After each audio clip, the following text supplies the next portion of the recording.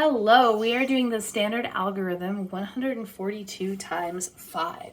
So we are going to take this 5 and we're going to multiply right to left. So we'll do 5 times 2, 5 times 4, and then 5 times 1. And we'll carry if we need to. And the colored boxes will help you keep track to make sure that you have the correct amount of digits. 5 times 2 is 10. We're going to carry, so we'll put the 1 up top and the 0 below. Now we'll move on to the green here. 5 times 4 is 20. And then we're going to add this 1 in, so 21.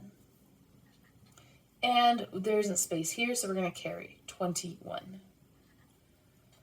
Last but not least, we're going to do our purple, so 5 times 1, and then we'll put our 2 back in. 5 times 1 is 5, plus 2 is 7. So we'll put our 7 here, and that is our finished answer.